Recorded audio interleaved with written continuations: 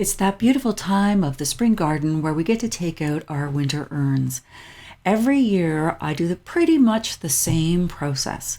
So I thought I would show you this video I created in 2020 that shows you the steps I go through to disassemble all of my winter urns, what type of things I find underneath them, and how I store everything for the summer. And then next fall, I'll be able to show you how I create these winter urns. Enjoy this beautiful time in your garden. Take time to pause, and let's just quickly go through how all of the steps occur for us to bring on our spring garden. So what I'll do is I'll take you through kind of my initial steps, and that is to remove all of the silks and the balls and anything else that I'd want to use next year from my arrangements. And I lay them out by type so I can easily put them away later on. And I'll just show you what that looks like as I go through all of these steps.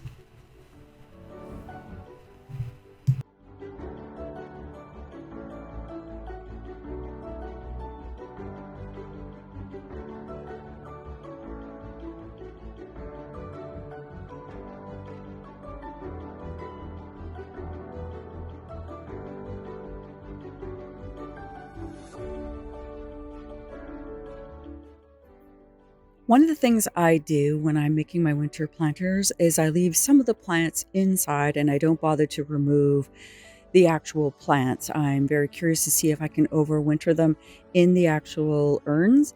So one of the things I leave in here is the creeping Jenny. You can see that it's all still sitting here, was well protected from all of the frost. One of the reasons I love it is how it cascades down the actual urns, and it does that all winter long. So I just leave that there as part of the flow of these arrangements. So I will come in and I will cut all around them so that it's nice and tidy. You can see that I left the Gara right in there. I didn't bother to remove it, and that just helps hold all of the branches in there. It obviously doesn't come back every year, so I have on order new ones to replace that because I really love the look of them as they sort of sprayed out of the container.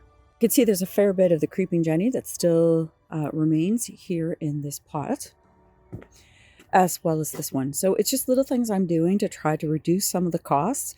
I do know that creeping Jennies are a perennial that can be quite invasive for some people's gardens. So I'm always happy and delighted to see them return back into these urns every year. Sometimes I do have to supplement them with additional ones where they come in weak, but I'm pretty happy if I can get 3 of the 4 every year that come back. Over in these urns here, I actually did leave the remains from all of the Vista bubblegum. And so that's one of the reasons I am actually cleaning it all up right now, because we're about to clean the deck up. And I know that I'm going to have lots of dirt that's just going to pop out. So I want to get that project done before we actually work on the deck. As I pull the stuff out of the pots, I try to put them into piles of the silks because that's how I store them. I store all the bulbs together. I store all the silk items together. And these pine cones are new to me this year, so I'm not really sure how they're going to store. I think I'm going to need to find a plastic container so that if I put them in my garage, they don't have little mice friends that come and visit them. As I'm pulling items out, I'm trying to sort them just a wee bit. If I put them into the yard waste bags, it's going to be much easier to have small items, and then I'll have to use my clippers to try to sort through all of these items right here.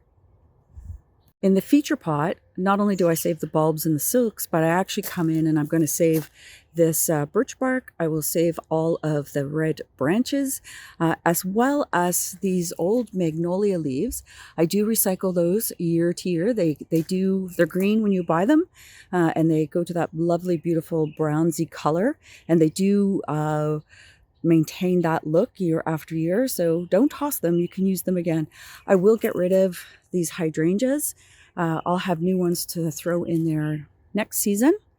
But anything you can do to reduce your cost year over year with your winter urns, it just helps you create a beautiful landscape year after year with only having to really get new greenery every year.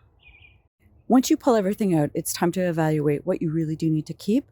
One thing I do make sure is that I dry out the ends of all of my pieces before I store them. Try to clean that up, make sure that there's nothing that I'm going to carry forward that's going to make them rot over the winter time. You could see that my birch bark actually has some fungus on it, so I need to determine whether that's one I'm going to keep or get rid of.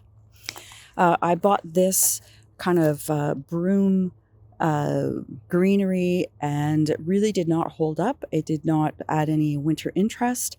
So it's not a repeat item. So it's a good time to reevaluate so that you sort of mentally take stock of that and don't pick up the same item. It didn't work well in this arrangement. It doesn't mean that it wouldn't work well in an interesting little door hanger, but know that this piece will not stay green like some of the other pieces. So the greenery that was in there, you can see some has turned brown, but anything that was closer to the bottom is still green. So you could have come and clipped that, but I kind of like the way that the color changes throughout the season. What's interesting in this garden here, or this big beautiful feature pot, is that a lot of the violas and pansies are still there, but they are not healthy. So as much as I would like to be able to say, hey, how can I use these again? The roots are not stable. You just touch the plant and it starts to come out. So I don't want to really waste my time in trying to save those. I have a couple of flats that I will just come in and make this look really nice again. I will, however, look for anything that has self-seeded and try to reuse those beautiful flowers and little pansy plants that are here in the stones. So while it's still kind of messy right now, I just wanted to show you what it looks like if I hadn't done all of those winter arrangements. You would have seen just sort of cleaned up black urns, not with a lot of interest. But it'll look great in a few minutes after I do the last little bit of cleanup and then plant my pansies. Again, here's where we're sitting, and I'm going to be very happy to see them all looking freshened up and happy to grow. Next up, we'll be removing all the blue Colorado spruce boughs from the herb tower so it's nice and ready to go. In the herb tower, as well as some of the other pots, I discover what I left in here to overwinter. So those boughs actually do protect the plants, but now I need to be mindful that as they're exposed, that they don't get sunburnt. So this probably wasn't the best weekend to do it, knowing that it's going to be so hot and sunny. So I'll try to put some cloth over this to protect it and allow it to sort of acclimatize before I put the herbs in here. But you can see I've got some French tarragon, I've got some nice chives, and as we go through here, we'll also discover what overwintered and survived. So I'm pretty excited to find all this beautiful lemon thyme sitting here. It often dies, so to see it here again, and I've actually just bought new plants to replenish this because I just love this variegated lemon thyme. It's just so flavorful and beautiful looking. So knowing that those have survived means that the ones I have purchased I can use either in the new garden beds that I've created or I can share them with friends. So the herb tower looks pretty good, and as you can see, I've left the tags right in the pot. That way I know what worked on what layer and what I might want to reconsider, but it also reminds me what I bought and put in here, because as much as I think I'm going to remember year to year, I don't. Around here I had some beautiful nasturtiums. I tried to buy some, but they haven't sprouted yet, and I have lots of seeds, so I'm actually going to try seeding them this year and see how that works out. But I do have a nice looking little herb tower, which I mentioned I will put some cloth over. One of the things that does concern me though, is I often replace all of the soil in each of these layers. It gets very dry and hard. So I'm gonna have to figure a way to supplement that soil so that it's holds moisture, but also has some additional nutrient value, particularly in this area here, and for sure down at the bottom. So we'll just have to see how this all works out. Again, gardening is all about an experiment and just trying and seeing what works and rejoicing at your successes and learning from your failures. I do save this, it is wired sort of bow cloth. I save that from year to year, and then I stuff it in these pieces right here. It looks really good. It gives a little bit of depth to the actual arrangements, but I just roll it up so that it doesn't tangle in amongst itself. The tedious task that I'm doing is to remove all the mandevilla vine that has gone up and intertwined with all of the lights that I leave here. So you can see that it's all along the side here. So we're just removing that one small clip at a time because I need to be mindful that I don't accidentally clip the lights themselves because they are hardwired and they look lovely at night. And at the bottom, you can see the mandevilla is still there. It is dead, but it does have a nice wire around it. Let me just show them to you. So here's what the wire looks like all cleaned up. And I'm going to be saving that because as I get frost warnings or anything like that, I have some cloth that I can put over my plants in my new garden beds, and that will help me hold that up at a good height so that if something's growing, I have a way to protect it either from birds or from frost or the bunnies that have been jumping all over the new beds. So these babies over here have now been all cleaned up. I've done just a little bit of trimming around these urns, and you can see there's the creeping Jenny. I've had to also search and destroy any of the snails that were deciding that that was their lunch, so been cleaned up. Also had to push back a fair bit of the creeping Jenny back into the soil that got disturbed so it can grow nicely. Now I'm just about to do these ones here. I removed the lights off of those obelisks, removed the obelisks, and now we'll remove the Gara and clean these babies up.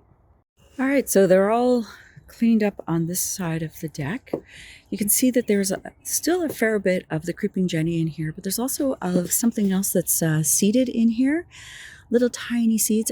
I think those are all pansies or violas, so I'm going to leave them and see what happens. The next thing after I finish just the big feature pot there and a bunch of other winter urns is to then power wash the deck. And you can see all around each of these units, the deck is very dirty. So I want to have that all cleaned up before we start any of the planting for this year. All right, so we've got 2 more winter urns to do over there. And then the last 2 here and then the front yard. Almost done. The final baskets to undo for winter are these ones here at the front. You can see I've actually added in some silks just to give them a little bit of a spring life. It's kind of pretty. I'm not in any really rush to remove them at this point. Here's the last little one, but I will remove the balls just so I can put everything away in the same place. So it's all empty. I've taken all the pieces out. I'm just storing them in boxes. So all of the pieces I've saved. The sticks, I save these year over year, as well as all the magnolia leaves. I don't know what's going to be available this coming fall, so I'm not taking any chances. I'll just store what I can and reuse. And in terms of these ones, I've just left the birch bark branches in for now. And over here, I've left the owls with the birch bark and put some silks. This will do for another week or so until I get the pansies in and start to think about all of my next steps. So let me just show you what's left. I have a box that contains things from the backyard, which is the pine cones, all of the balls, as well as the green ribbon that was at the back. So it's all contained in one box, so I can know that that's a backyard one. In this one over here, I have all the balls and the stars and stuff that were in the front, as well as the magnolia branches. I've also saved some of the sticks that were in the arrangements so that I can spray paint them in the summertime. I have a bag full of all of the silk, so it's easy to find. And then I've also saved all of these other sticks and put them back in the original packaging, and I may spray paint them burgundy because I would prefer that color over the red. All of that will just go in my garage. There's a ton of crap in there anyways, so I might as well just put it in there. And this allows me to have all of the supplies I'm going to need for next winter. And there is the front looking fantastic, if I say so myself. These ones here have all been cleaned up and ready for spring planting. And finally, this is what the yard would look like if I didn't do my winter urns. It's not bad. There's beautiful structure, but I really do like how they fill out. Obviously, it looks lovely now because we've got the tree blooming and we've got greenery in the garden. But when that is not there, it is kind of stark. So I'm very glad that I do my winter urns and invest in that 6-month planter. And we're just about finished all of our work today, she says jokingly. The next thing is to remove all of the furniture off the deck. I'll be inspecting that table to look for any rust marks, which it likely has, and I'll have to do a spray paint on that tomorrow because it's going to be 22 degrees, enough heat for it to be sprayed and for it to dry. I'm hoping that I have some spray paint. If not, it'll be a different day that I will do that project. But overall, things are looking really good. I'm really happy with the way the cleanup has gone and that everything is organized and put away so that I can start to think about my spring plants, which I'm just about to go and pick up. All right, thanks for watching this video. I wanted to just give you an idea of the pre-work that gets done before we actually start all of our work here in the garden to make it look beautiful. Thanks so much, everybody, for following along. We are so grateful for all of you joining us every single month. If you haven't subscribed, this is a great opportunity for you to hit that subscribe button and follow along. Be sure to give the video a like. Google loves that when you do that, and I really appreciate it when you do that as well. And finally, we are so enamored by all of your beautiful comments that you guys leave every single month. So I would love to hear more from you. So comment, like, subscribe, and we'll talk to you later. Have fun in your garden.